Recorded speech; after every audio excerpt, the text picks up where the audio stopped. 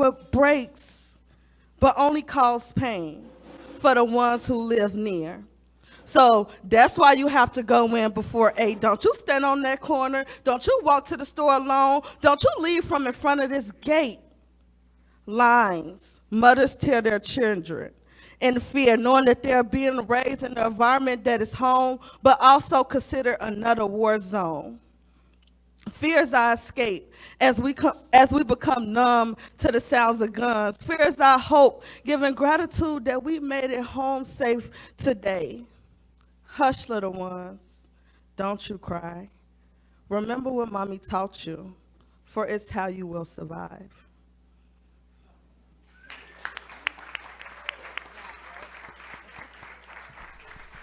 Thank you, T. Goddess. Another round of applause for T. Goddess.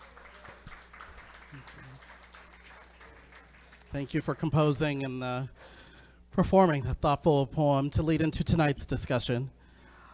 Again, I'm Reginald Hardwick, News and Public Affairs Director at Illinois Public Media, and I want to bring in really someone who really doesn't need a lot of introduction, our co-host, Tracy Parsons, Community Relations Manager for the City of Champaign. Good evening, Tracy. Thank you, Reginald. Let me say thank you to all of you for once again coming out to support News, Brews, and Beats. I love the space. I love all of you here. If you leave out of here and you haven't taken an opportunity to meet someone new tonight, you have failed in part of the reason you are here. So we have a wonderful panel tonight. I'm excited about the conversation. And so once again, thanks for coming to News, Brews, and Beats. Well, tonight's program will be a little bit different. We'll have two different panels of educators talking about mitigating violence in our community. They're going to give you real insight into what's happening in our schools. For our first panel, to my left, we're joined by Dr. Micah Jackson, principal at Yankee Ridge Elementary in Urbana.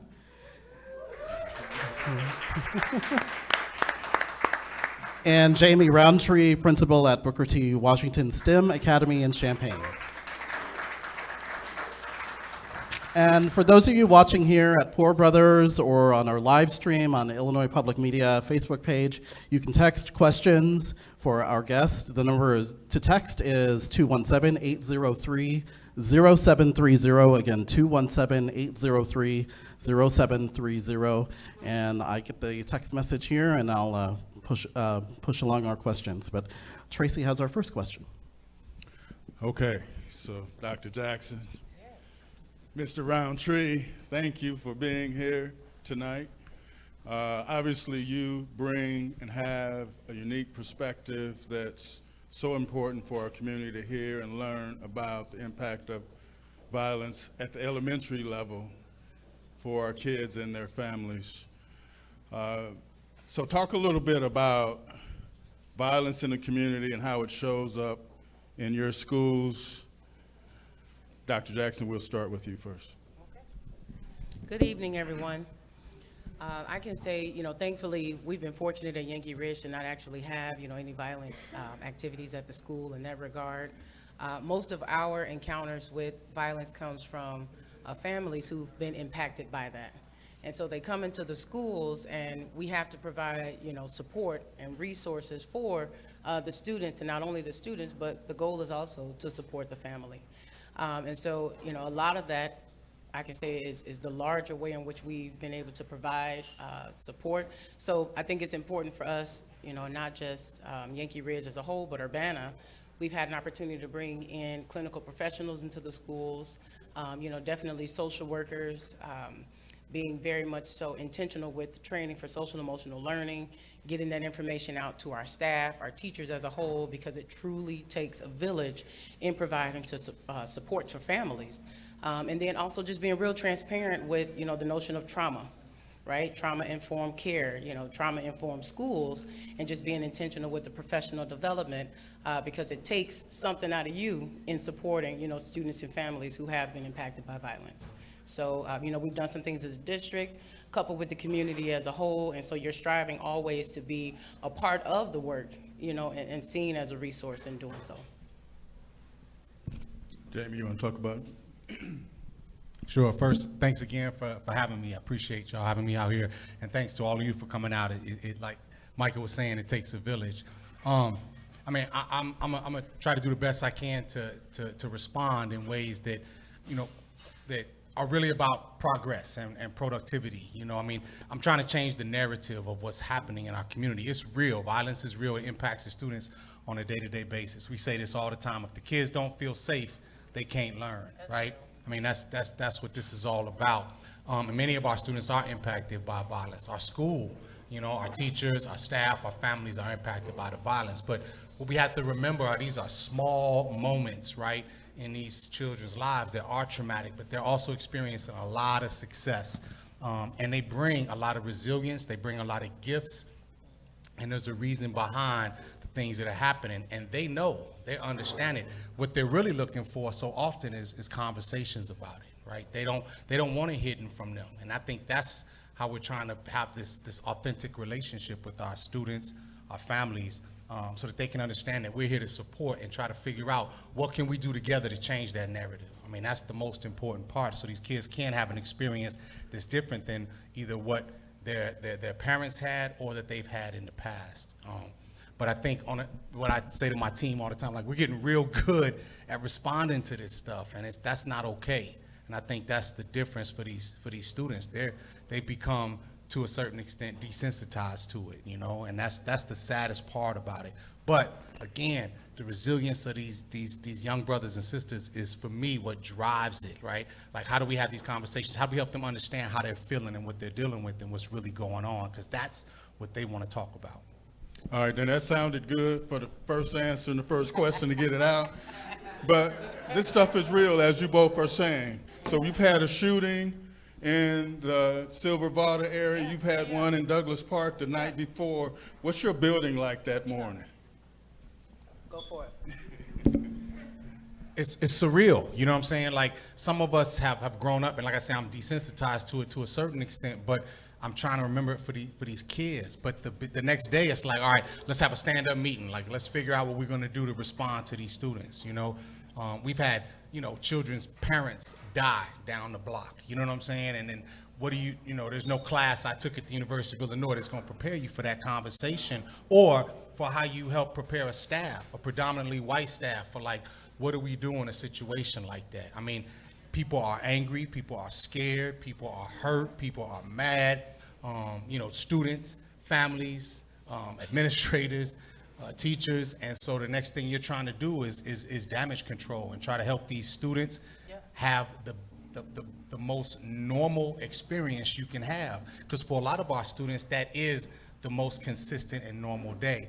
And that's generally speaking. There's lots of our students too, because I want to make sure that we don't make this a narrative like all black students are having these negative experiences. You know what I'm saying? But at the same time, we have to recognize, like, how do we help them process through this, and when that happens.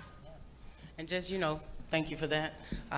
Being real, like you said, and where they come from, and understanding. I think overall, our goal is to create a safe school for them.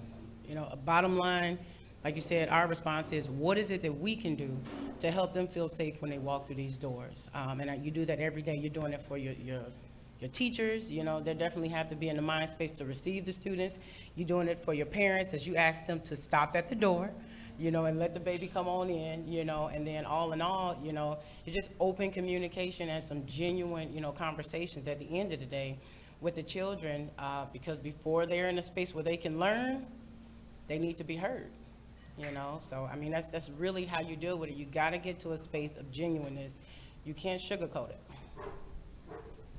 One more follow-up. When you have, obviously a child who has experienced trauma, do you see it on their face? I mean, do they act out in class? What happens? Especially, we're going to talk about older students a little bit later, but especially your elementary age students. It varies. It depends on the child. Some students are really, really quiet. Some students, they come in just flat out, hey, let me tell you what just happened. I mean, they'll just flat out just come out and tell you. And then, you have some students, they wait until they get to that trusted person, before they actually open up. And so I think that's why we really hone on, like, relationship you have to know the students, you know. And then kudos to some of our families as well, because they'll be like, hey, I just want to let you know we had something go on, you know, can you look out, you know, for this or that and stuff like that. But most times, you know, students are looking for that trusted adult.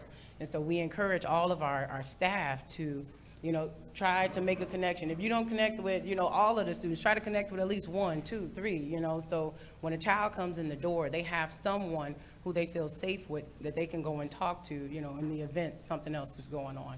But you have to know the kids to be able to observe the behaviors, because everybody's not just going to talk about it.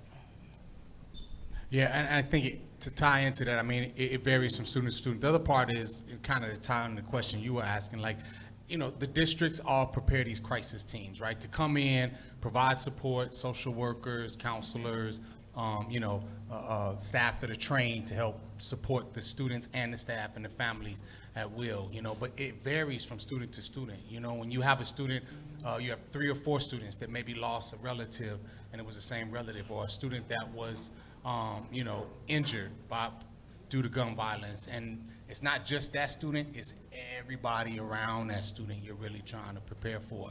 But I think what Dr. Jackson was getting at is how you respond really depends on where the student is at in that journey at that times. You know, it's like we all, you know, respond to things when we're uncomfortable in different ways. Some people laugh, some people get angry, some people just shut down.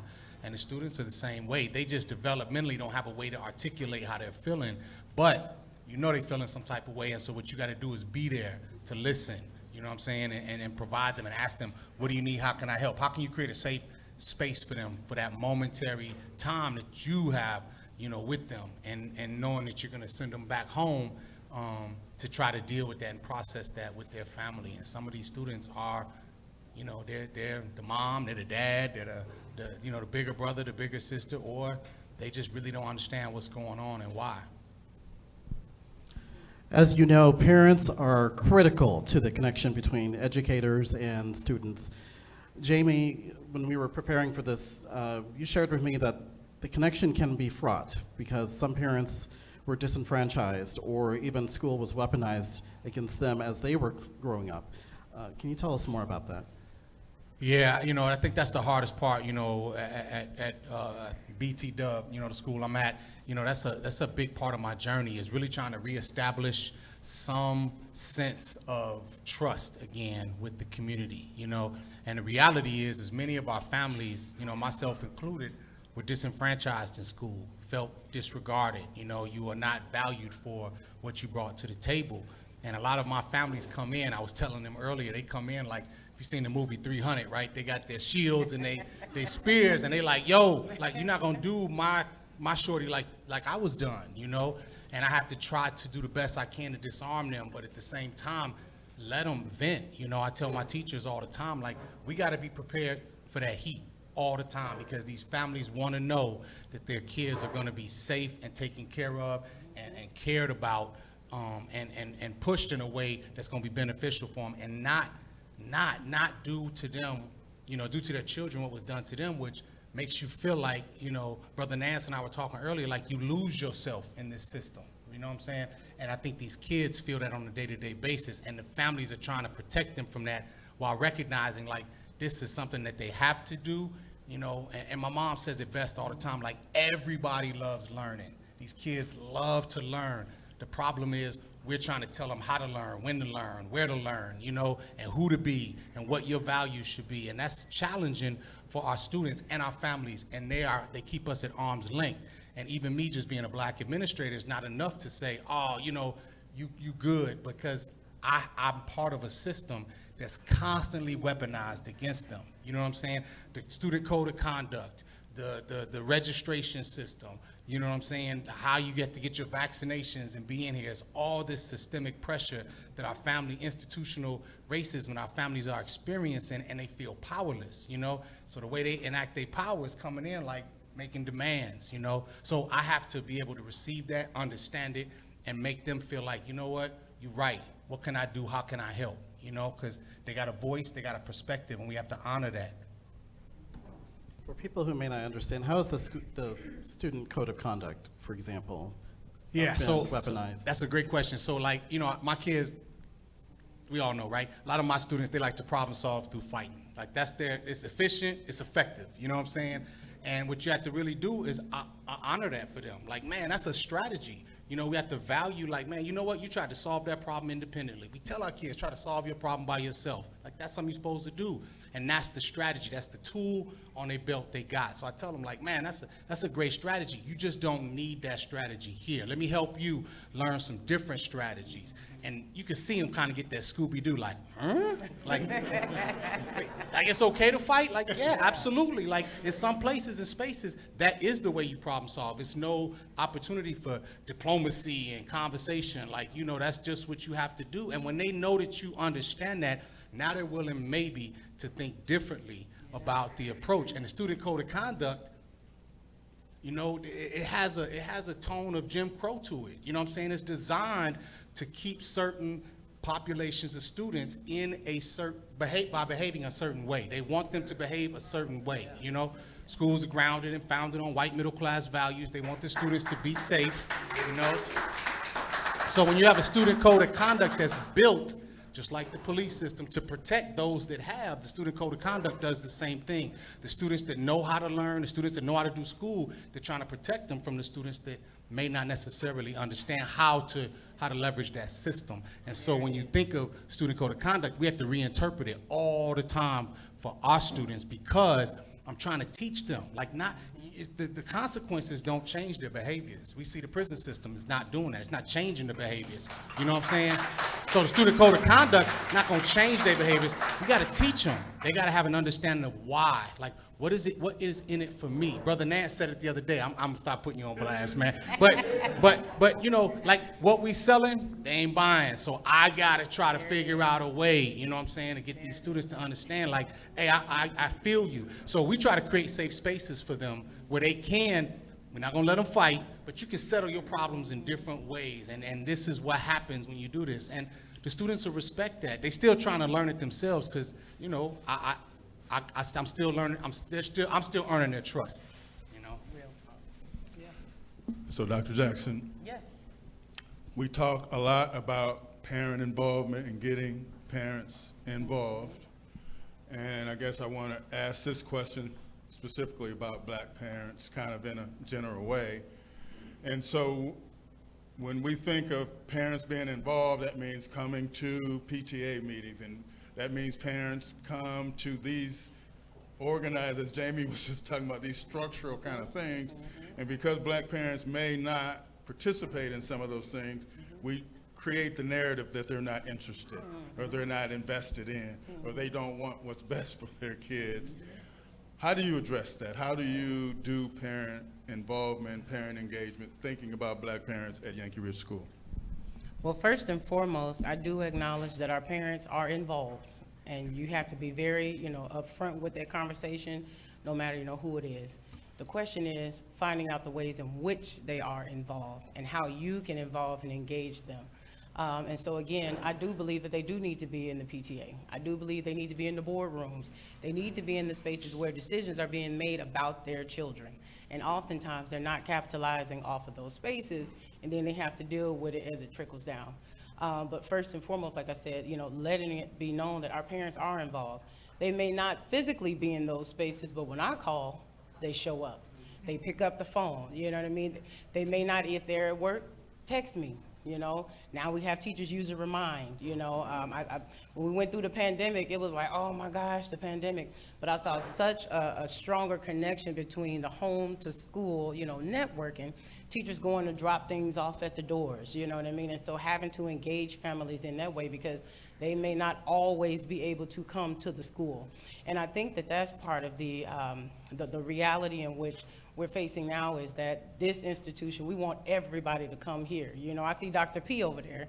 You know, I took his class, Hip Hop and Community Informatics. And one thing we said we were going to do was to take school to the community. Let's have class in Douglas, you know what I mean? And so when I was growing up in the community, you know, we had different hubs where the U of I, you know, tutors, they came to Douglas. You know, you can go to Douglas and have all of these different programs. Don Moyer Boys and Girls Club, Cece, Jackie Vonner, you know what I mean? We had hubs in the community. And so now the school has become the hub. Everybody wants to come into school. Everybody wants to do programming within the school. And then when they leave our walls, they don't have anywhere to go. They don't have anything to do. The park districts, they have different, types of programming and things like that, but it's not all accessible to all children. And so I think that that's something, as we, look abroad, even at the city, right? I think we do a lot for adults. I think we do a lot for students at the university. But for a certain population of kids, Skateland isn't cutting it. Just being real. Marketplace Mall is not cutting it. We don't have amusement parks. We don't have anything for them to do. And so if we really, really, really want to get them engaged, we really want to turn the narrative, give them something to do. All of our kids cannot access the Y. They cannot, and so we really have to have some larger conversations and discussions because it goes beyond what the school is able to do and what the school is able to offer. It's a community effort, and we really have to look at that as a whole. Yeah. And let me just give you your piece publicly. In the beginning of the pandemic, I had an opportunity to talk to a number of your teachers that were putting information together to go directly to the homes. And I don't know if that was a district policy or just Yankee Ridge, but you get the P's for it, right? And I just wanted to commend you and your team getting out to where those families were to make sure they had information.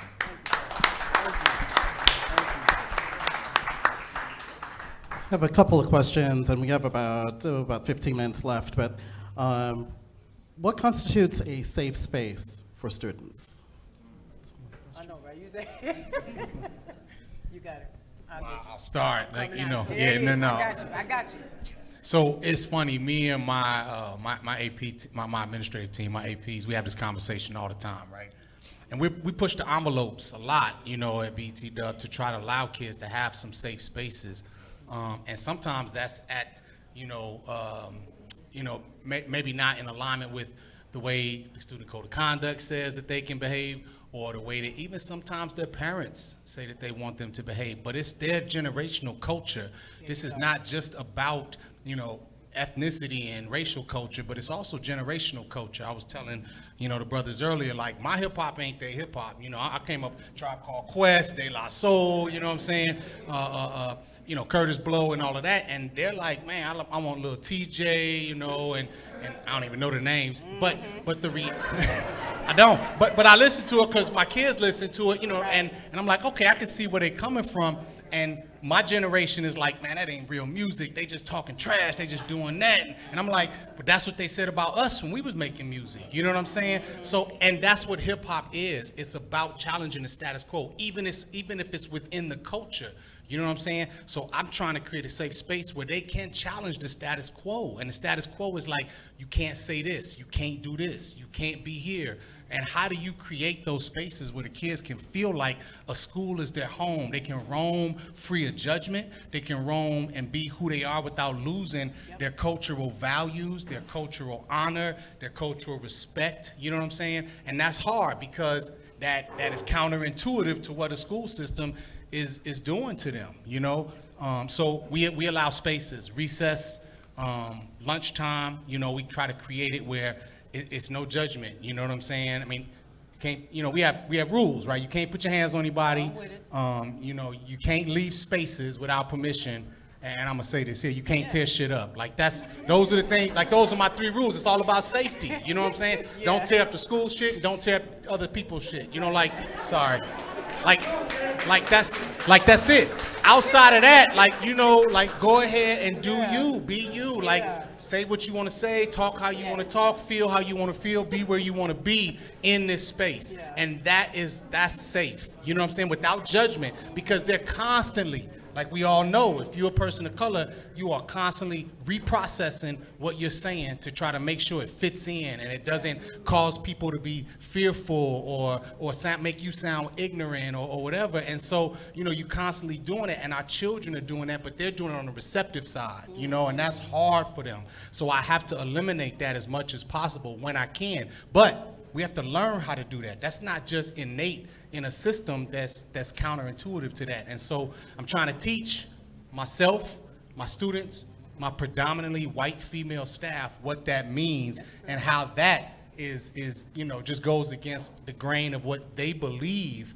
And the positive part is they're receptive and open to it. We just don't know how to do it systemically yet. You know what I'm saying? So when I say that, I'm saying like it's got to be in multiple spaces, and the kids sometimes just have to demand it. We'll tell them, you need a break, ask for a break. You can come to my office, you can get it off your chest. You can go to Miss Ramey's office or Miss Teague's office and get it off your chest, because this space right here is not ready for you. You know what I'm saying? And that's not fair to them, because we're the ones that have created the spaces that's not fitting the students. It's not the students don't fit in. So we try to create those spaces where they can be themselves. Talking about you was gonna start. Quit playing. So definitely, I agree with what you said there for sure. Listening to the students to hear what they need. I think bottom line, that's kind of what it is. You have this structure, you got the rules, you set forth. But as you go through, as you see, students have different needs. Maybe they need a dance team. Maybe they need to sing. Maybe they need, different avenues in which way they're able to express themselves. Overall, you want a school to have like a culture of acceptance where everyone can come in and feel like they're able to be there, they're able to be a part. And I think ultimately, that's what we strive to do. It does take some critical conversations because everybody's not used to that, just being real. And so as a leader, right, you got to be able to be in those spaces.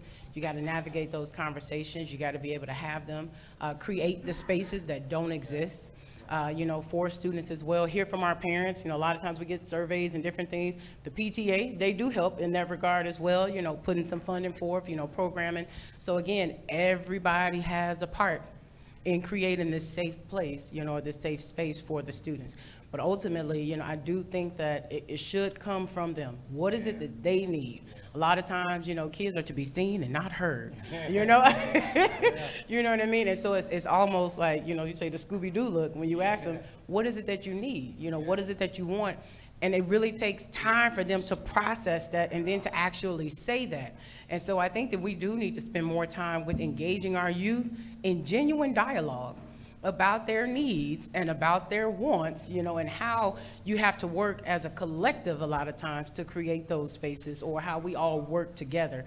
Because at the end of the day, they're still in a system, you know what I mean? And they do have to learn how to navigate within that, but you also want them to know that there is a space for you, and there's a space for you here. And so, keeping that at the forefront, kids, you'd be surprised the ideas they just generate, come up off the top of their head, and they're like, oh, okay, we wouldn't have even thought about that. But again, they need to have the freedom to be able to do that. Can I add one thing? Because I think Mike hit on something real powerful there. And it is like you ask them, and that's a big question. What do you need? You know what I'm saying? Like, what's the question they're looking at me like, what's the question you really asking me? And I was talking about giving students breaks. And the system always says, well, they can only have so many breaks. And we're like, why?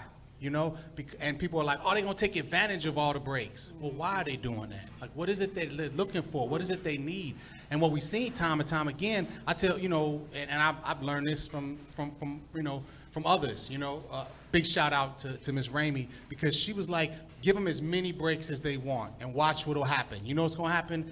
They're going to take 8 breaks or 10 breaks that first day. Second day, they're going to realize, like, well, that ain't as fun as I thought it was. I only need 6, By the third day, they down to 2 because they're like, I thought I needed breaks. But just the fact, it's this, my mom used to say it all the time, like, nobody's running down to Lake Michigan, I grew up in Chicago, and like scooping buckets of water because there's plenty of water right now. So once their needs are met, then they don't take advantage anymore. So once these students have what they need, they're not going to take advantage. And that's the same thing what's happening with this violence, which is what we're talking about. If we start to meet their needs, these young brothers and sisters are going to stop engaging in that, but their needs aren't being met, That's why, people are running down, grabbing buckets of water, because it ain't enough right now. When we give them enough buckets of water, they're going to stop engaging in this nonsense. Got to meet their basic needs. So are we good on time? Yes. Yeah, okay. we're actually a little you both are doing a wonderful job of outlining. I don't want to leave here today without talking about how we can support and how we can do better as a community in helping schools, whether it's resources, but I want you to tell me. I don't want to tell you what those are. So how do we strengthen support for public education in our community? What do we need to do as a community? I would say definitely whatever lane you are in, operate in that lane. Because our parents, they're out and about, they need resources from the community to be able to assist them so that they can be comfortable. A lot of times our students come in and they're wearing the stress from their parents, and I'm like, hey, I just need you to be an 8-year-old third grader. Let me handle the rest. Let mom, dad handle the rest. That's not for you to bear, And so, different avenues in that regard, I think that's one. Mr. Parsons, come to the school and read to the kids. Thank you very much. Dr. P, bring the bus. Thank you so much. And so, just saying, definitely come on out, let the kids see you, let them know that there's different opportunities as well for them in the communities. And then just take time, like you said, to listen to them, and then also too, see what teachers need. And a hush comes in the room. Real talk, you know what I mean? See what teachers need. They are in the rooms, most times with the kids all day, every day. Thankfully, we do have a phenomenal PTA that really does, come out and support. But teachers need some support. It is not a typical school year. We are working through a pandemic. Everybody say, we made it through. No. We are working through the pandemic, and so, people, a lot of times you have to, leave it at the door. The issues that you're dealing with, but everybody's not able to do that, and so really helping staff and, providing opportunities for them to be genuine and authentic, as well, and taking that temp check, what is it that they need? I think that's something that's important, so. And I just want to go on record, too. Yeah. I don't want folks saying, I came to News, Brews, and Beats, and Tracy Parsons was beating up the PTA. So, no. Never I'm not doing that. No, right? not at all. Go ahead, Jay. Man, that's so just to repeat the question again. It's basically like, how do we improve? Yeah, I think, we got a great crowd here. You got a live audience. Yeah. How do we support schools better as a community? So I'm gonna say something that and again, try to keep it real, and this is maybe a belief, maybe it's factual, but to me, it appears there is an intentional attempt to dismantle public education. It feels that way. You know what I'm saying? When you're in it, it feels that way. And why? You have to ask. Well, because it is one of the only opportunities for the most marginalized folks to change, right? Their class status, right? But so that's just keeping it real. So what we need to do is make sure that we mobilize and organize to preserve public education. Now, what I will say is it does need to be dismantled. Do you know what I'm saying? But not eliminated for the privatization of it. Do you know what I'm saying? That's two different things. Like, yes, it needs to be dismantled because it's not working for large populations of students. I don't even think the people that think it's working for them is working for them. You know what I'm saying?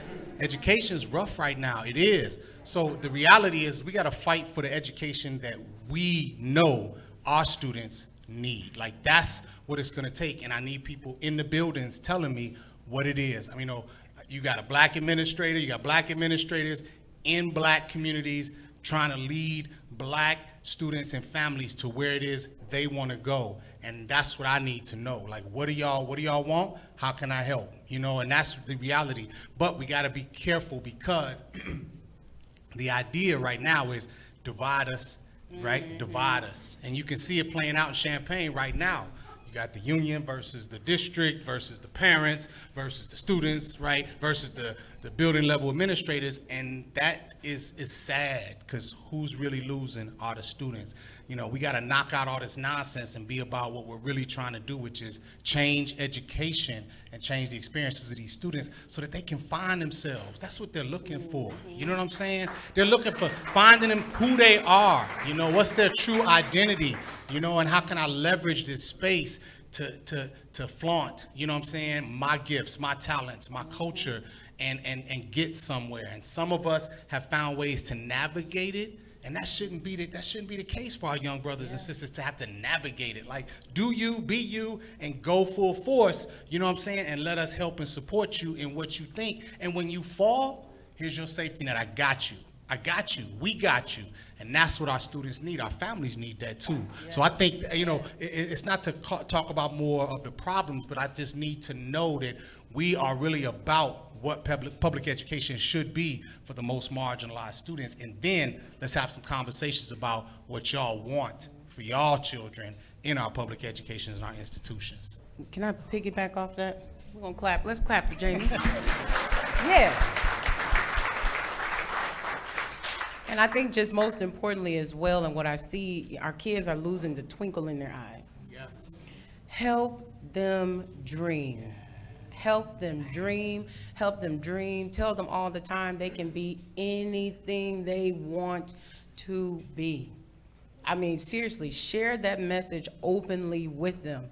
They can be anything that they want to be. Now, they got to put the work in to do it. You know, a lot of times they don't realize that, but help them realize that they can be what they want to be. I appreciate my beautiful sorors who are here tonight. Delta Sigma Theta in the his house, y'all. Real talk, you know, coming around in your letters, you know, you see them coming in there reading, you know, I mean, and we're sisterly, you know, AKAs in the house, definitely as well, coming in and reading to the, you know, the students as well. Everybody has a lane. Everybody plays a part. It's going to take everyone to do this. And if you're in the community, you know, really with those spaces, Boys and Girls Club, I don't know if Charles is here, if he has representation, help those spaces. That is another space for our students, you know, help them create the spaces in the community. If you have the opportunity, create the space and then make parents aware that the spaces exist. Half of the thing is they don't hear about it. They don't know about the opportunities, or even two, they can't afford it. Be real, right? If they got 4 and 5 kids and the program is $200 a child, how many kids gonna go? So, you know, be real about your initiatives as you put them forth in the audiences that you're trying to reach. Create the spaces, create the opportunities, and we'll help you, make it happen. I want to add one more thing to that, if that's okay. And first, I got to send a big shout out to BT Dub and all my students and my teachers. I got an amazing staff, amazing students, amazing families. Like, there's a narrative out there. Yes, it's in areas where there might be some violence, but man, I got some amazingly beautiful families, students, and teachers that are trying to figure out all the questions that you all are asking on a day-to-day basis, you know, building the boat in the water. Some of the other things that need to happen, though, is these students need to recognize their pathways, and they just don't know. You know, I'm gonna say this, and people who've been working with me heard it say, there are some cool-ass jobs out here that our students don't know about. You know what I'm saying? I got friends that work at the University of Illinois in the athletic department. They get to go to every single game because they knew how to do math really well, and they can do the data. You know what I'm saying? Or they're really good at communication, and our students don't recognize that these opportunities exist. So, like with Dr. Patterson, we're trying to build pathways and partnerships with the university, with the community, to expose our students to these experiences. And I got Melissa Cisneros in the house. She's our volunteer mentor coordinator, who's really been, along with Jenny Jameson, really been adamant about building those partnerships and making those connections. Every Friday, our students have teachers in our building from the University of Illinois, Uni High, I mean, tons of partners. Dr. Patterson and his class come over and they work with our students, and these students get exposed to multiple generations, right? High school kids, college kids, professionals, you know what I'm saying? And see these other pathways that exist, and that's what our students need. We need folks coming in to help with some of those, because we're trying to create smaller adult-student ratios for the students, because they just want to be seen, they just want to be heard, they just want to be valued. And when you one of 24 in a classroom, and you trying to get seen, heard, and valued, that's competitive. You know what I'm saying? That's hard. A lot of us struggle in those situations. So the smaller we can create ratios of student adults, it's meaningful for them. And then they get to have these amazing critical thinking experiences like Dr. Patterson, who comes out with the Hip Hop Express bus and teaches them how STEM is connected to music production. You know what I'm saying? Like there's all these really cool STEM jobs that kids don't know about, the students don't know about. They think, STEM is just building bridges and playing with chemicals. You know what I'm saying? Dr. P comes through and says, no, I make beats, and that's STEM. You know what I'm saying? You know, and you can not just be the rapper or the producer, you could build the equipment that these rappers and producers are making their music on. And that's what our students need to start to dream. You know what I'm saying? They're into TikTok, they're into gaming, they're into YouTubing. Like, those are the things that they want to leverage. All of that is STEM. We got to show them that, because when I was growing up, those kinds of things, my hip hop was not allowed in school. You know what I'm saying? And we do the same thing to them now. Get off that TikTok, get off that YouTube, stop talking about gaming. And then they feel like school's not a place where they can be themselves. How do we bring that in, honor their interests, and show them, like Dr. P is trying to do, that these are STEM activities. These are valuable skills, right? And these are platforms that you can leverage. Don't be the next TikToker, build the next TikTok. You know what I'm saying? That's what we want them to start to understand, Because they have to see it, Jamie. They They have gotta to see it. They gotta have to see see it. and know, like you said earlier as well, is what we have to offer, it is valuable to them. They can partake in the process. They can benefit from the process. They can, right? They can. Because students should not be where, I had 8th grade. I ain't always been at the elementary, and he was like, I'm not going to live to see 21 anyway, so it don't even matter. And I was like, what? You know what I mean? You have to help them dream to see beyond tomorrow. A lot of them are just living for today. And so again, if we have something that's more valuable to them than what they are experiencing in the street or in them kickbacks that they got to create, for themselves, then they will participate in the process of what we all know to be school. I'm going to sneak in one last question. We got one text question, and I'm just going to ask for a short but substantive answer here.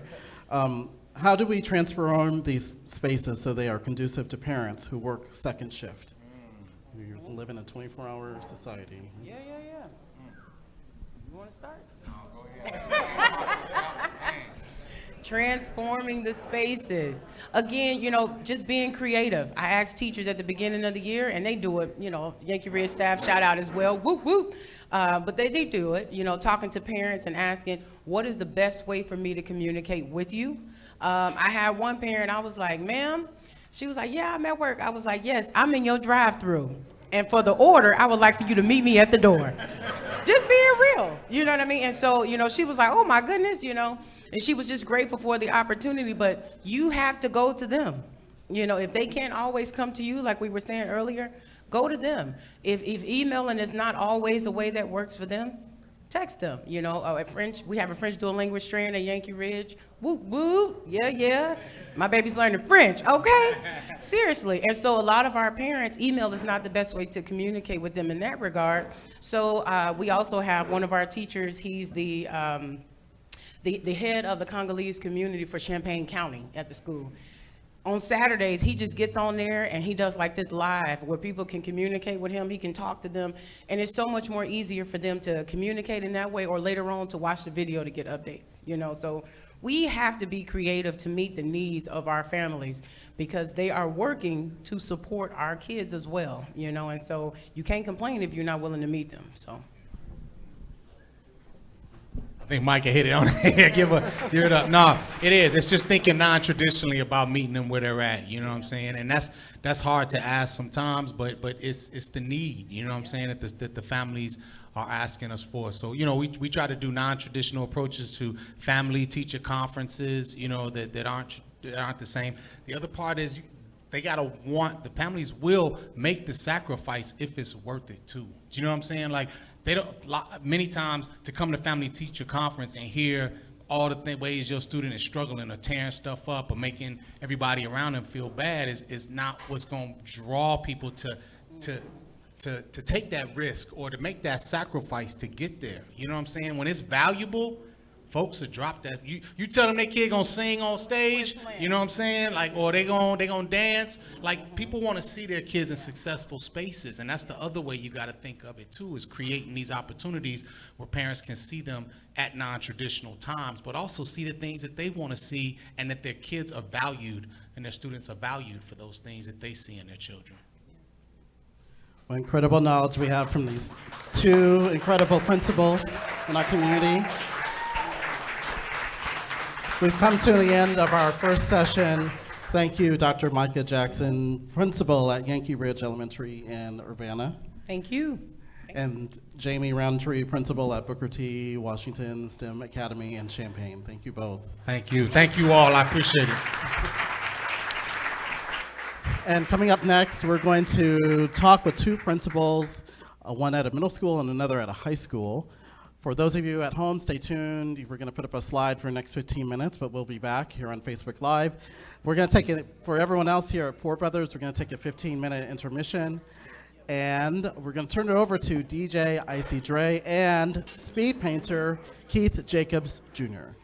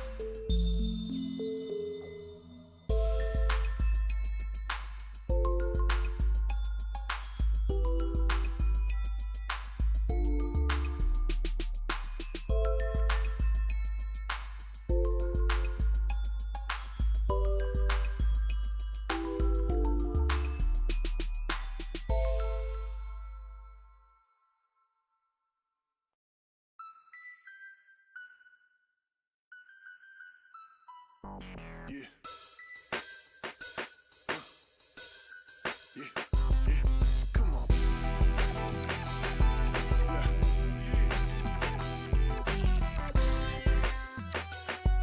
Let's go. Come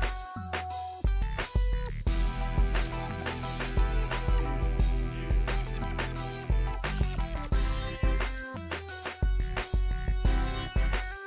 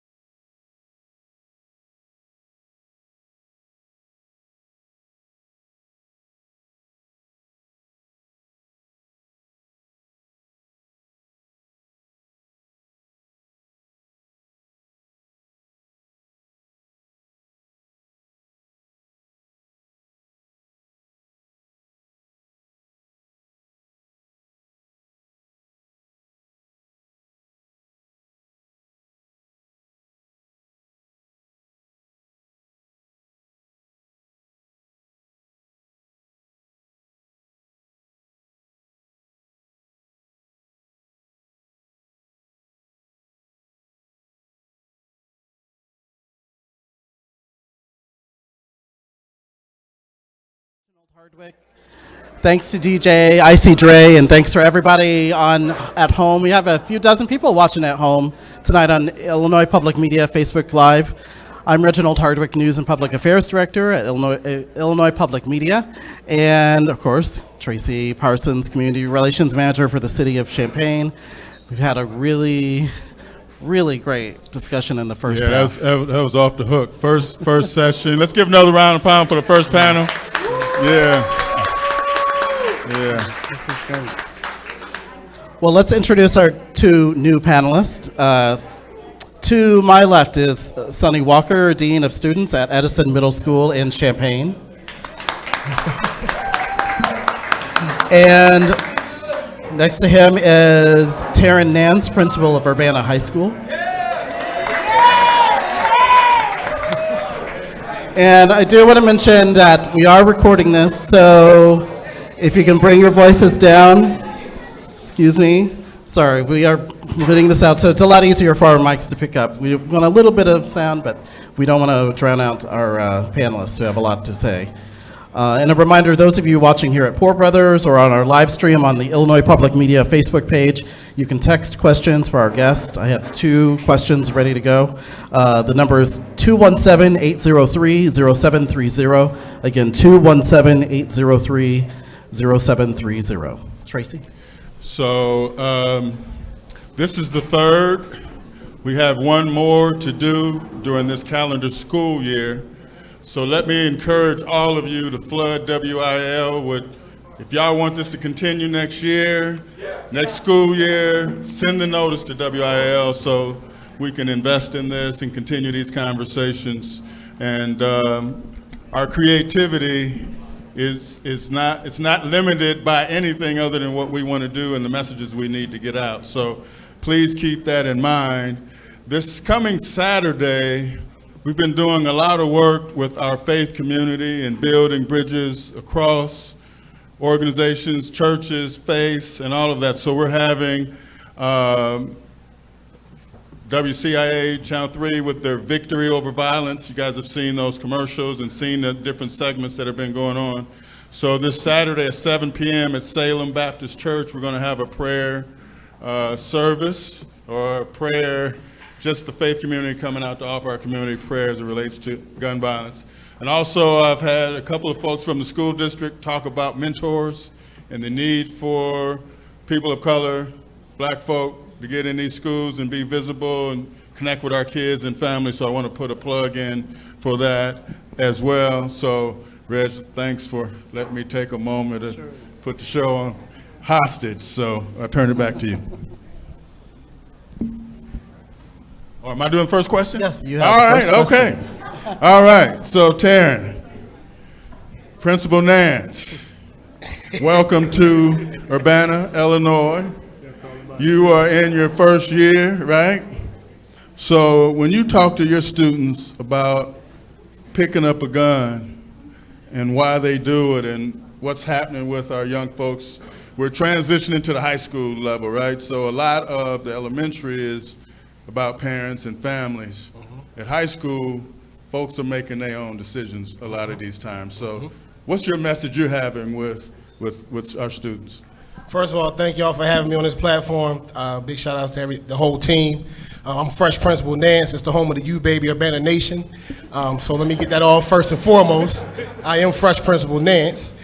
So with that, even that moniker is intentional because I'm 36, and so I'm really close in age to these kids. And so, you know, me being Fresh Principal Nance, I need y'all to understand that has value. It's not just a moniker or a tagline or a hashtag. My kids understand what that means. When they come in my office and they know it's Fresh Principal Nance, they drop all their walls and all the bricks that they pull up, they come down immediately when they come in my office. My families, I have so many families in my inbox telling me they wish they had a principal like me. And it touches me at the same time. It's sad because I'm just using my culture, which is black culture, to inspire and to empower our kids. So when we talk about the guns and picking that up, there are so many layers before the kids actually go to the gun. And the gun is just not a material thing. It has value to those kids' lives as well. It's powerful to them. It's just not, I pull the trigger and I kill somebody. With this weapon, I am now armed and I feel powerful. I feel invincible. So I'm trying to replace that gun with love. And so I just recently started Fresh Principal Nance Fundamentals. So I've cleared my schedule for 4 periods a day, canceled all the meetings, and any kids that walk the hall, any kids that are coming late to class and don't want to be to class, are disconnected, they can come to my lecture hall and we talk about gun violence and love and trust and commitment. And so I'm making a sacrifice for the entire, Urbana Nation to make sure that the kids that are walking the halls, which are most likely African Americans, a lot of them are males, and they are the ones that typically, have the guns. And so it's like, what can I do? If I'm gonna tell them to put the gun down, I gotta replace it with something just as powerful. I can't just tell them, all right, man, you can't have beef, put the gun down. No, I have to replace that gun, and I'm replacing that gun with love. And that's the message that I send to them every single day when they're in my space.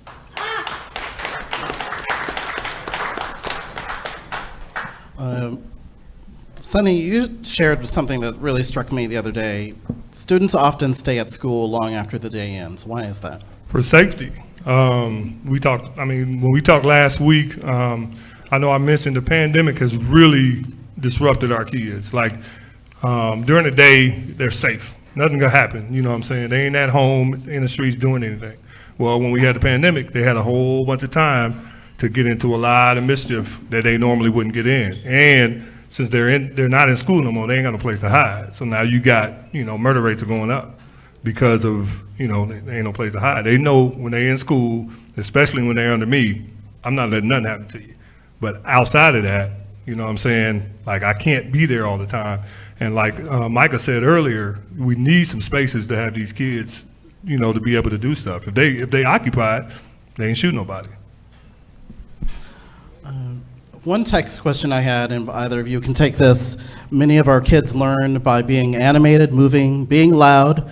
Historically, they've been disciplined for this. Is there more room now for natural learning environments, or are we still making the teachers comfortable at the expense of the kids? I think that the school needs to adjust. The teachers need to adjust to it. Just because I got a kid that's loud or, to me is happy, I don't care if they loud or not. Make sure you're doing it, respectively, but at the same time, be you. I want you to be you at all times. I don't want you to go in there and fake the funk.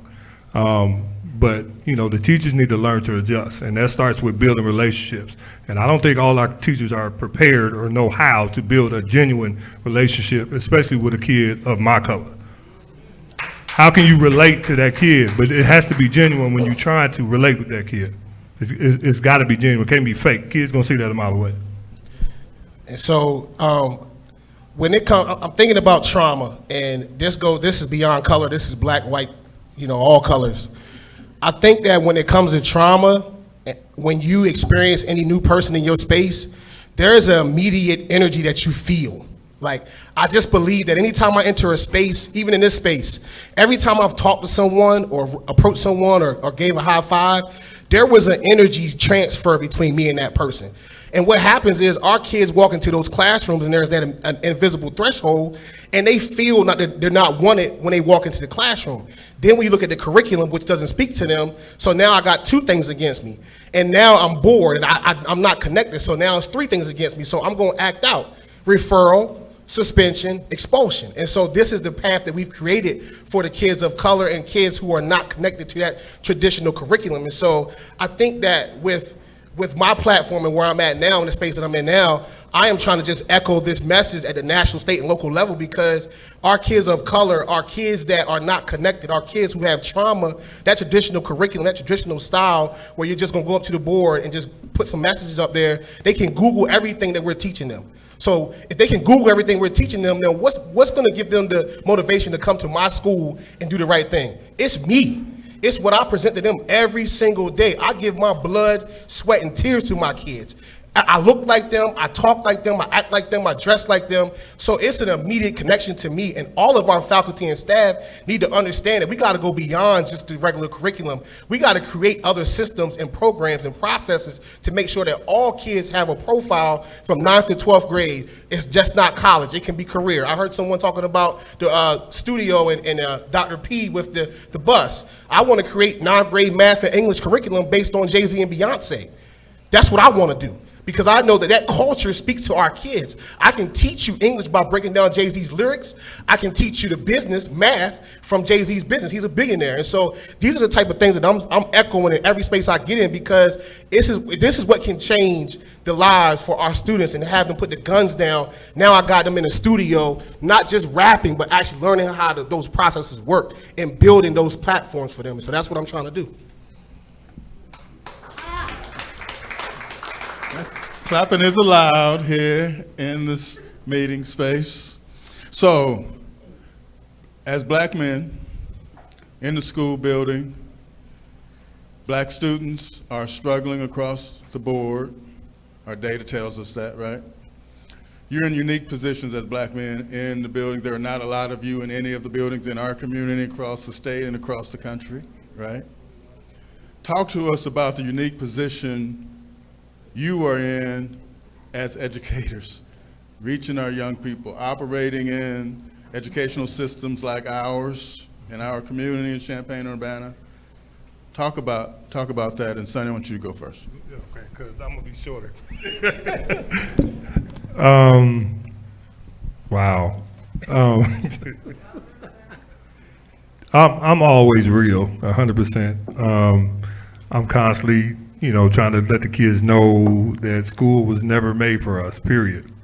But I am a testament to how being able to work the system. And that's what I kind of try to teach our kids. There's always a way to work the system and use it to your advantage. And that's what I try to do. Build on that. You can't just throw that out and then leave it. You got to build on I that know. and break that down for us so I know we understand that. it's so much stuff missing. Like I just had a conversation with a couple of people about like teaching math. Like they don't teach kids how to tell time on an analog clock no more, and that is mind-boggling to me. I just taught 2 of my black students how to tell time, and it took all of 5 minutes. They don't teach kids how to count change no more. Like these are real life things that kids are supposed to know. Like if I go to the store and I'm spending some money, I should know if somebody's getting over on me or not. And so I teach my own kids. I make them do math when we're in line, and they hate it, but they're gonna need it in life. And I try to use all those tools and with my students. As real as I am with my own kids, I'm the same person with my students. So I have 1,200 families, 1,200 students plus who all want access to me every day, all day, 24/7. And so I mentally prepared myself for this job for the past 10 years, going through all the things I've been through in these systems, whether it's being demoted, being investigated, all the things I've been through because I've been trying to preach and speak about black culture and what our kids need. And so coming to Urbana, one of the things I can say about this district versus the ones I've been in, the support that I'm getting across the board is amazing. And it's the reason why I've been able to do the things that I've been able to do in such a short time, is because I don't have to deal with the politics of being a high school principal. Let's get real. The politics are real for me, and I'm a black man, and I'm young. And so I know that every day there are emails, text messages, conversations being had about me because of the way I dress, the way I talk, what I'm doing or not doing. But I am blessed with a community that supports me. I have a district office who I'm always in communication with, and so they're supporting me, but it's a scary job. Even getting up here now in front of y'all, I asked my OG over there, Lemon Peppers, what should I keep it real? And he was like, you got this far because, and again, I'm questioning my own realness because I know that I've been traumatized behind saying things in spaces and then coming back to me, and now I'm being pushed out of the district. And so I am thankful.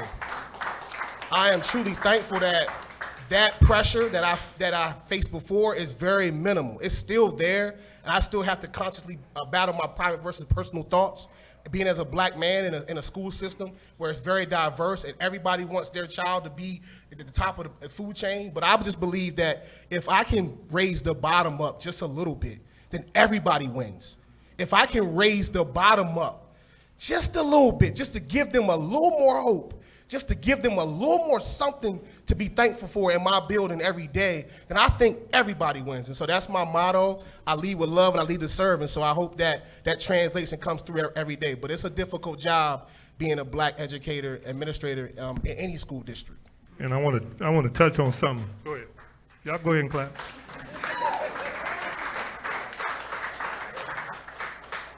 Just like Principal Nan said, it is a struggle, and it's really a struggle when you got black families in there and they have complaints, and they right. Like, that's tough. Like, I can't, you know what I'm saying?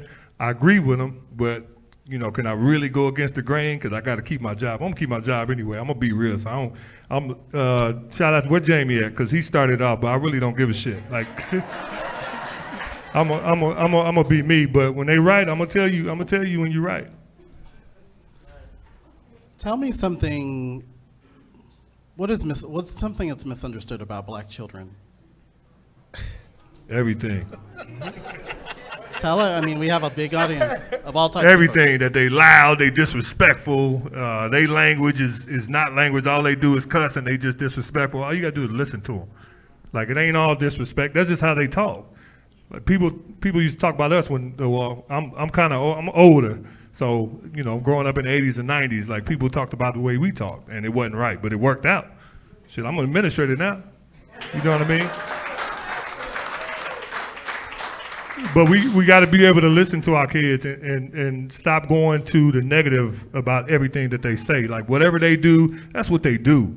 We gotta change it to where it benefits them. Show them how it benefits them in the long run. So, before I get to that, let me just also highlight that black culture is black culture, and anybody can subscribe to that. So there are white kids who racially are white, but culturally ascribe to black culture. And those kids face similar situations because they're white-skinned, but they are rooted in black culture. Their music, their hairstyle, the way they dress, all their social, cultural norms are rooted in black culture, so they fit into this category as well. And so the one thing we're missing is they don't know what love is. And I just realized this 2 weeks ago when I started my class. I had 3 black males in my class who were skipping class, not going to class, and they came in and we were talking about love. I put a song on, Jill Scott, Golden. She's one of my favorite artists. And they couldn't even stand and listen to it for more than 10, 15 seconds. But because they respect me, they listened to it. And so I put the lyrics up on the screen, and we started talking about it. Living my life like it's golden. That's what she says over and over again. Living my life like it's golden. Over and over again. One of the kids made a good observation. Man, she always saying this in the song. And I said, let's talk about that. What does that mean to you? Man, I know what gold is, but I said, well, what does living my life like it's golden mean? And then one of his friends said, well, it gotta be something positive because it sounds good.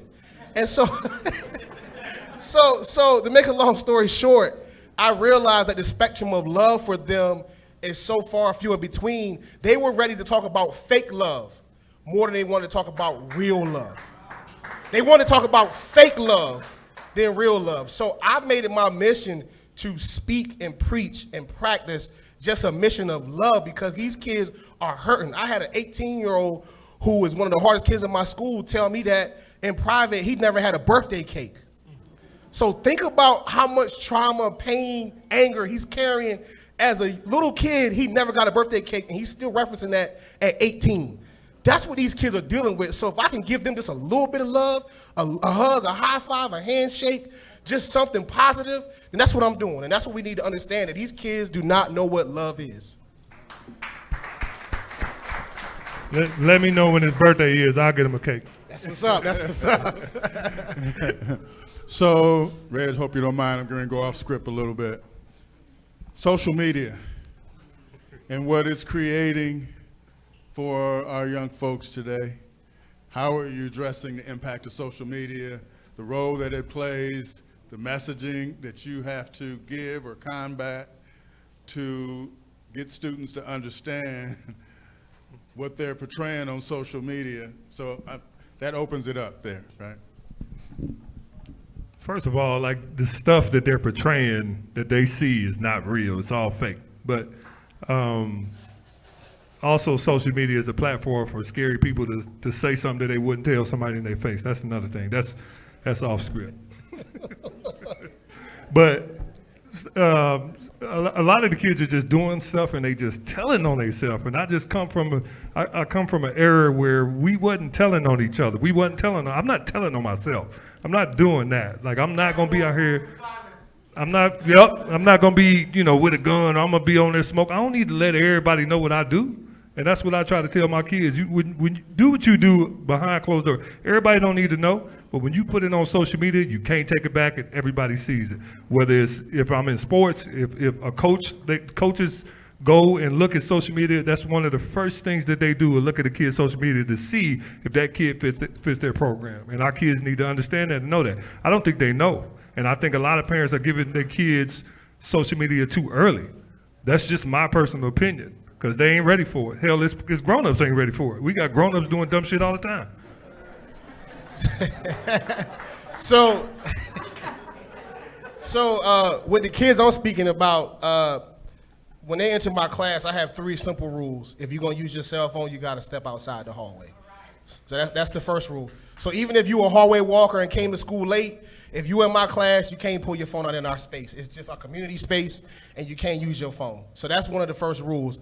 With that, I've noticed that a lot of the conversations we were having about social media have dramatically decreased because you're not allowed to use it in my space. Now, again, I am who I am. I'm not telling every teacher to make that a rule, but if you want to build a community, if you're trying to build a classroom community, you can make that a part of your classroom rules. But you can't just come out and say, no cell phone, because we live in a technology age. So I was actually doing a test experiment in my mind to see how many kids would actually use their phone in my space or would they put them up. And now that I have new kids coming in, the older kids that have been in my class just for 2 weeks are checking those kids. Nah, in Fresh Prince with Nan's space, you can't use your phone, you gotta go in the hallway. And we have some kids going in the hallway, but guess what? They come right back. Because there's something that I'm doing that is attached to them. So they're coming back in my classroom. And so when I think about social media, again, there are a lot of layers to it. But for me as an educator, as an administrator, I have to control my space for the time I have. And so we don't even talk social media in my class. When we talk about gun violence, we're talking about the real side, not the subliminal message that somebody may send you. And the kids I'm talking about, they don't really care about the subliminal messages. It's when it's direct. So if somebody directly says something about them on social media, it's a problem. But for the most part, I can say for Urbana, I don't traditionally have to talk about social media in those spaces because the kids respect my no cell phone in my space rule. I think social media is also another form of peer pressure. Like when we grew up, peer pressure was, we just talking about it now. But nowadays, it's I got to show everything on social media to show how cool I am. And it's just it's a form of communication because all these kids are coming up from the cell phone era. That's why these kids cannot go out and verbally have a conversation with somebody because they are so used to texting, right? Back in our day, if we wanted to court a young lady, I had to actually go talk to her and get her cell phone number, get her phone number or whatever, and then talk on the phone to try to rap to her to get what I actually wanted, right? These kids, it's just so easy, they just text and get it. And the part of communication is an issue. So I was asking my kids, I was spitfiring questions about like, if you had beef with someone, like what would be minor versus major? Minor meaning you might just have words, but major meaning you want to fight them. And what happened was I couldn't even get through that segment because they were so quick to answer without listening to understand. They're listening to respond. The cell phone, the text message, the immediate need to know something. So I'm doing exercises with them where we're just sitting for like 30 seconds before anything anybody says. We have to just sit. And you see how hard it is for them to just sit for 30 cold seconds without doing nothing but thinking. And so it's forcing them to rethink about that choice I made last week. Man, if I would have just took 5 extra minutes, I probably wouldn't have made that call. I probably wouldn't have made that move. So I'm forcing them to stop to respond and listen to understand as a form of communication.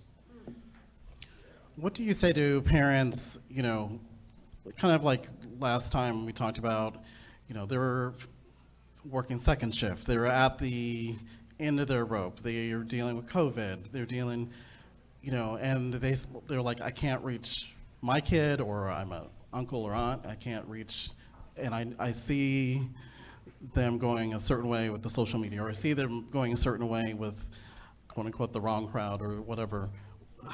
What do you say when they come to you? So I've told my staff from day one, I'm not traditional, so all of my ideas are gonna be out of the box, probably gonna scare most of y'all. So that means we gotta do school different. So if I gotta have some teachers who wanna come in a little later and stay a little later because they have kids or what have you, to make sure that our kids have some evening classes, if I have to make sure that our parents are being able to, come to school at different hours, different times of the day, my staff knows that I will make myself accessible because I know what's needed. And so we have to get out of the traditional in-the-box mindset to make sure that especially for our Hispanic Latinx community, we have a small population who are dropping out of school because work is primary. School ain't primary. I gotta work to supply for my family. I had to work when I was younger to supply for my family. So to have evening classes, to have some online options where you have a teacher, helping you to navigate the online, it's like we can't keep continuing to pump tradition because, again, our marginalized populations are continuing to be marginalized. We're gonna have to change something, like you said, evening classes or whatever, or Zoom. That's been real big. If we can use that, we got to think outside the box and do different things, because what we're doing right now is not working. So, Sonny, you grew up, this is your home, like myself. Talk about Champaign that you grew up in as a youth to Champaign that you see today. Champaign, from when I grew up, you could go outside. You can go play. We were always outside playing games. Shout out to Lamont Peppers. We grew up in the same neighborhood, Kenwood, AKA The Wood. But we were always outside playing football, basketball, baseballs, chasing young ladies, whatever we could do to have fun. But we also knew, not Lamont though, he wasn't chasing no ladies, but one thing we knew when that street light came on, you better be running home. And my dad was just as loud as Pep's dad. And when my dad yelled, everybody knew that was my daddy. And I was the first one trying to get to the crib. And Pep too. So, it was just different. We just had fun. We had disputes. If we had disputes, we whether we had to knuckle up or whatever it was, we did it. And we lived it to see the next day. Who was I talking to? Was it you earlier or Jamie earlier? We was talking about like the gun violence and stuff like that. Everything now is embarrassment, right? Because everything's on social media, so they want to record everything. So as soon as somebody get hit, as soon as somebody gets slapped, somebody get knocked out, you can replay that over and over. Back in our day, if you got hit, it was only by hearsay. If you wasn't there, you missed it. It is what it is. It wasn't, the level of embarrassment, it'll last a day and then that's it. But now it's over and over. And these kids cannot take that. Our kids also can't take adversity. Like, they don't do well with adversity. And we need to teach them how to handle adversity. You know what I mean? Nowadays it's different. It's you gotta respect me off the gate. Back in our day, we had to respect our elders. These kids don't respect the elders right now, right away.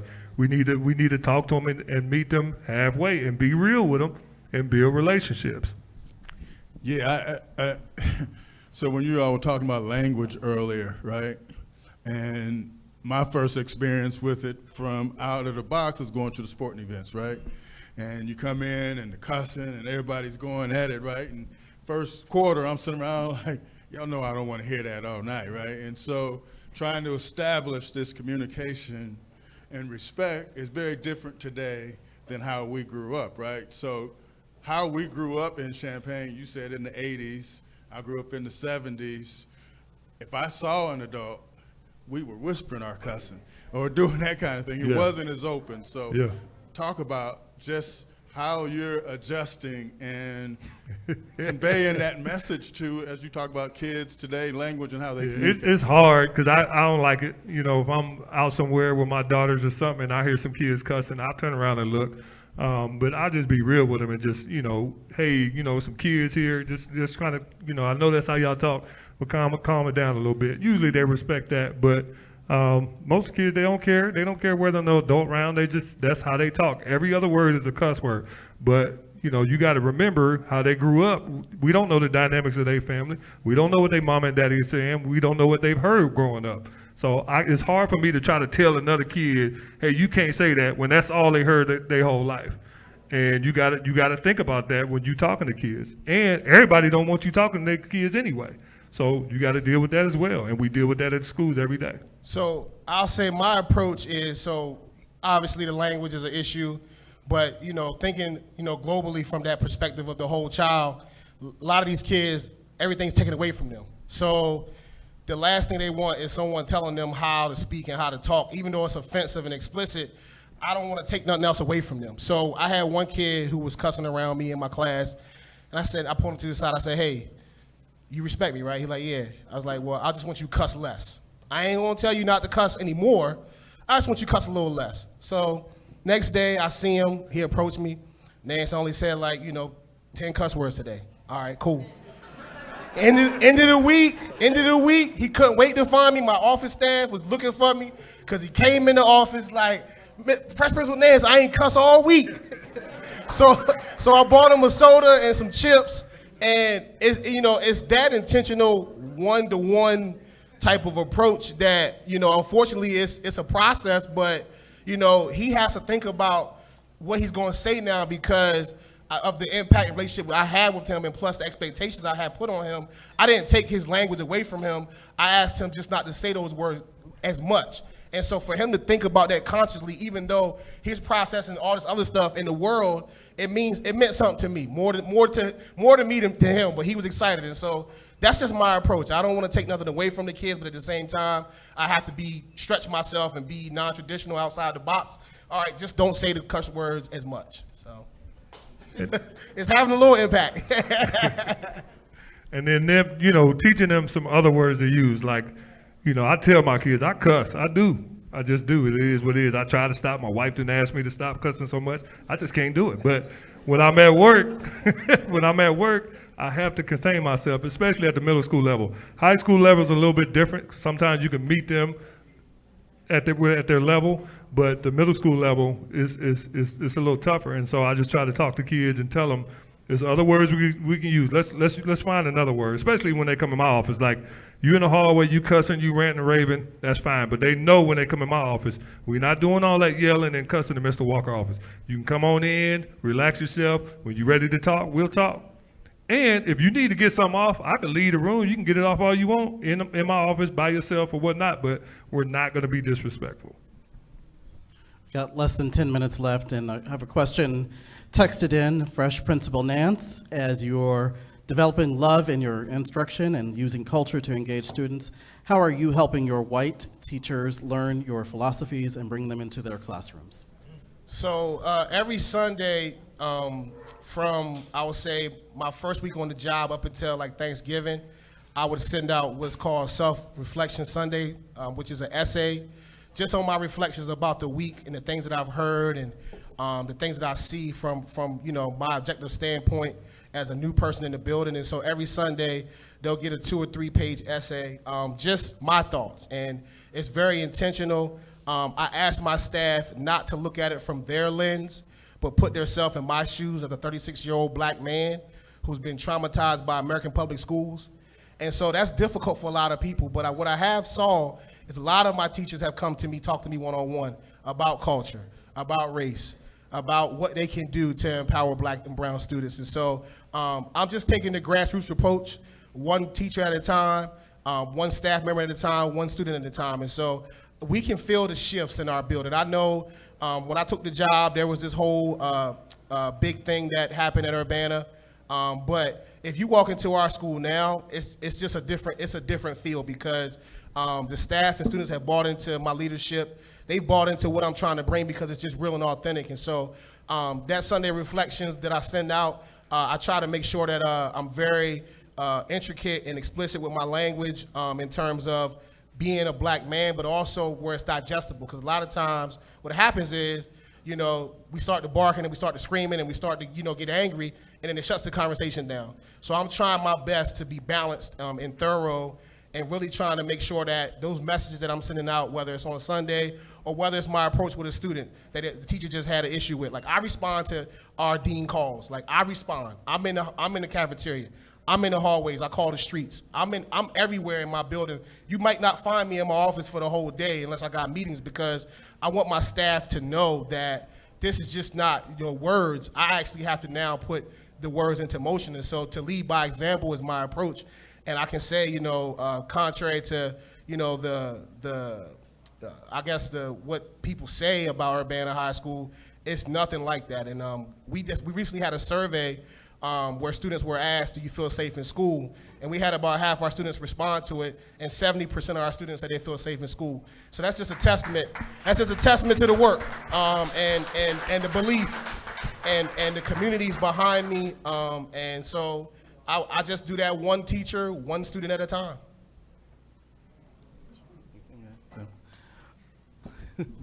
You don't want to touch. Ask me that question. That was for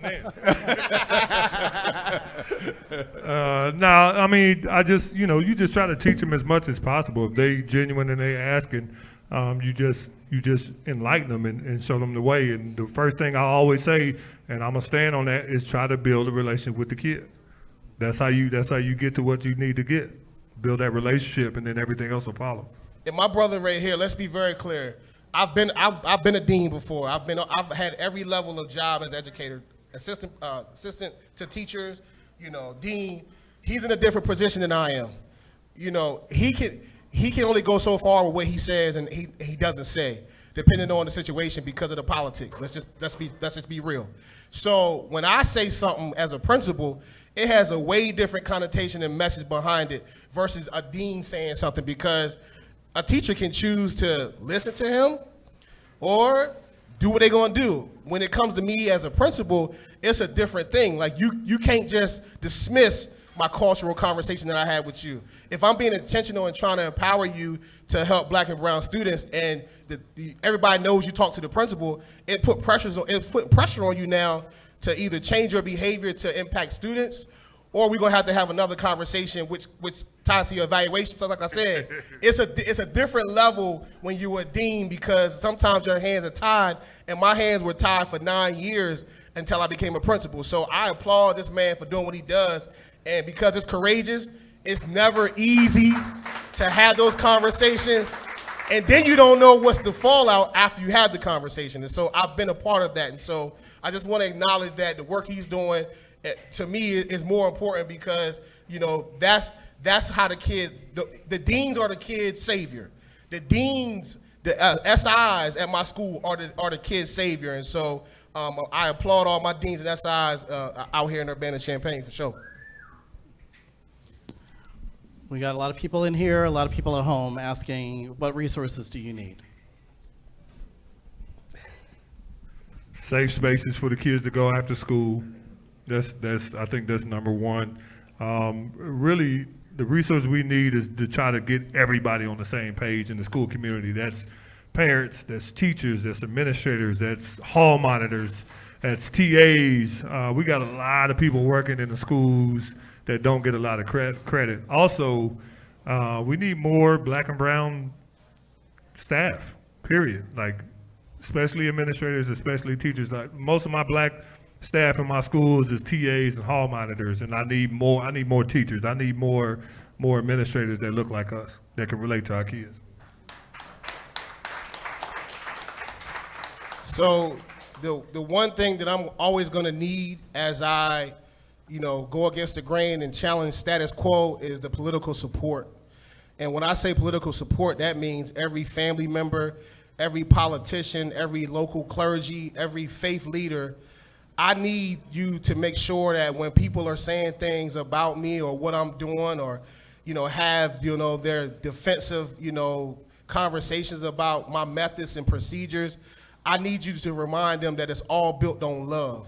And so I need you to continue to do what you've been doing, because I wasn't Fresh Principal Nance for 9 years, And that means a lot to me because you've given me the political support to be able to put Fresh Principal names on my business cards, to be able to, again, it's a small victory, but to me it means everything because as a black educator, I'm trying to set a standard that, you know what, you can be your real authentic self. I mean, your real, not the scripted, code switching black person, but you can just be truly black and just be black, all black, everything. But I also believe black represents all colors. That is also what I believe. I believe black represents all colors, and that's what I stand for. And so as long as you keep supporting me politically, we're gonna make some real transformative changes in Urbana. I promise you that. So I know we're running out of time. I just want to say thank you to you both. As I travel throughout the community, I don't know if it's a curse or a blessing, but there's just a handful of you as black males in our buildings, in our spaces of leadership in the community. So I just publicly want to say thank you. I know what you have to go through each day to get up and get charged, to go and don't know what you're going to have to deal with in each specific and each day. And so I just publicly want to thank you for what you do for our community and our kids.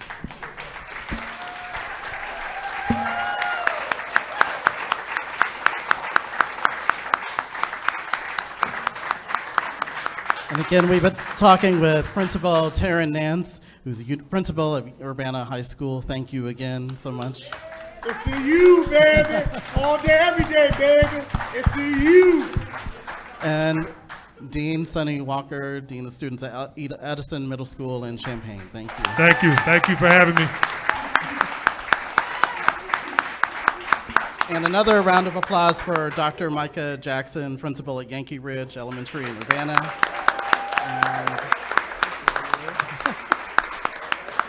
And Jamie Roundtree, principal at Booker T. Washington STEM Academy in Champaign. Thank you.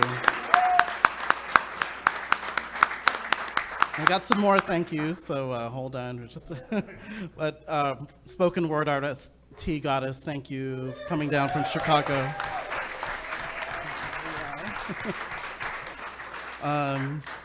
Also, thank you to the staff here at Poor Brothers Craft Tap Room for having this event here, opening up the space. I'm told there is some Rosati's pizza left, so I don't know if it's, but go over there and get some. Also, thank you again to Illinois Public Media. We're turning 100, by the way, next month. We're 100 years old. And the producer of the program, I think she's going to be shy, but Jill Clements, thank you so much. She created this program, made it happen. Okay, now we need a little drum roll because here we have a speed painting reveal here from Keith Jacobs.